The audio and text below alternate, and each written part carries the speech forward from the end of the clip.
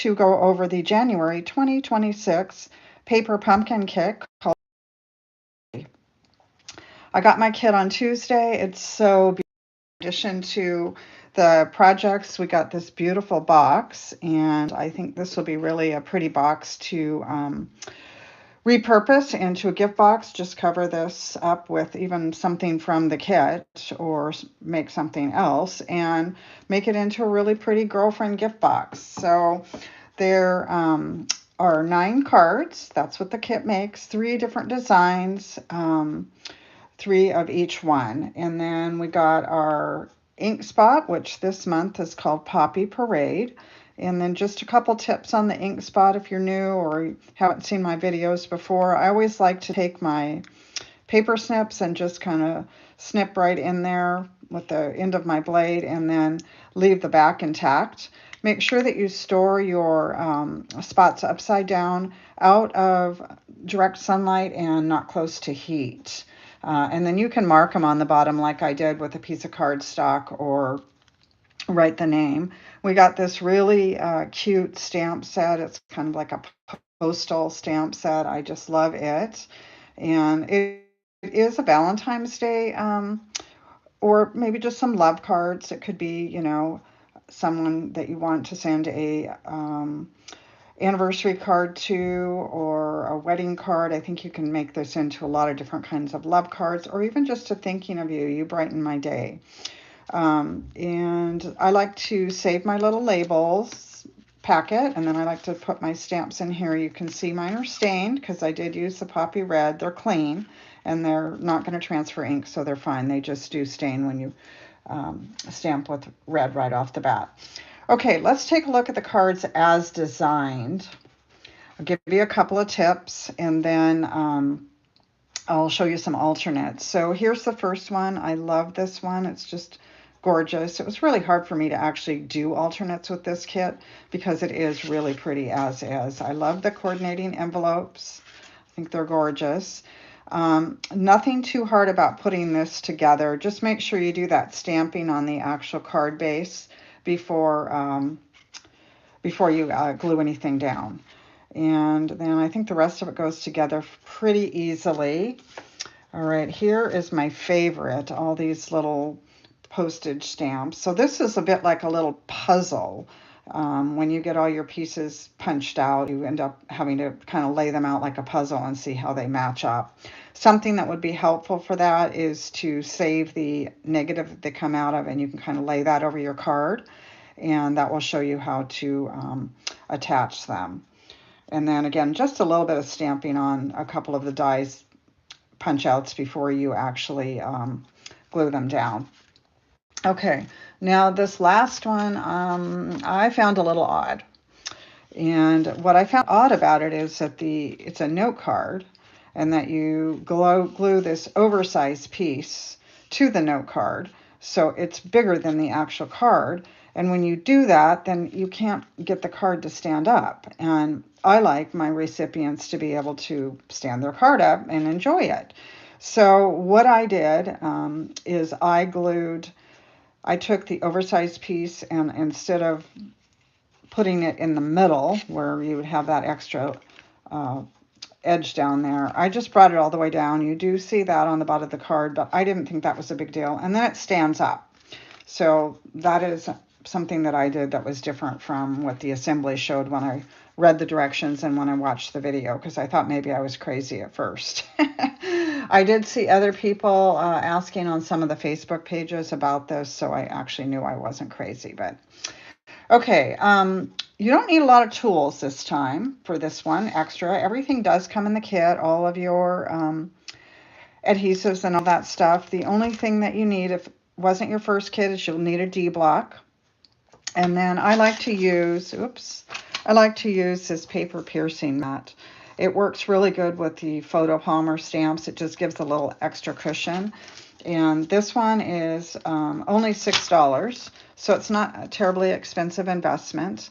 I like to keep mine either in the plastic, or you can cover it with a piece of paper so I don't get any ink on it. So this is called a paper piercing mat. It is $5. And if you're one of my customers and you'd like to grab one, contact me and I'll help you get one.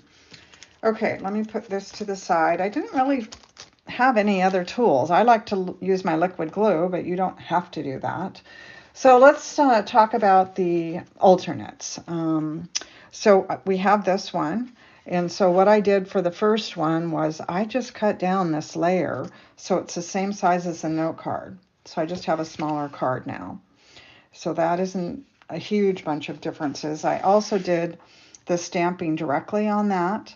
And then everything else is from the kit.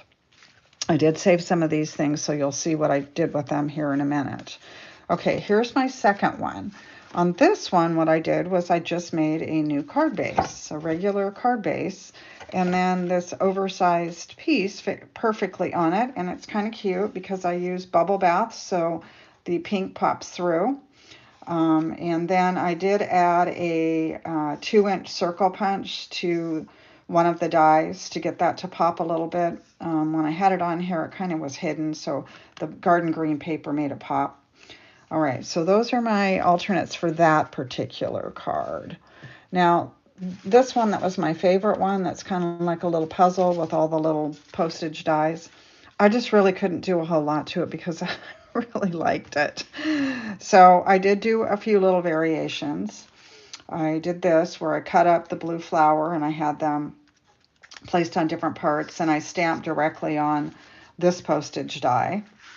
And I did cut the card base down, and then I embossed it with this new folder that's in the catalog. It's called the Hearts of Love embossing folder. So you can't see it very well in this card. You'll see it a little bit better in the next one because I covered this with all the pieces. All right, now here's the second one. This one I did cut the card base down, and I again embossed it with that little Hearts of Love embossing folder. It is mounted on a basic white card base now, and then I just rearranged the dies slightly. So those are my two from that one. Okay, and then this last one. Okay, this is how it was designed, and it's gorgeous. But here's how I mixed it up with a bunch of different pieces. So I took the flowers, and then this is from one of the other cards. It's from this one. And I put it here on top of this, which I cut this down to 4 1/4 by 5 1/4. No, 4 by 5 1/4, sorry.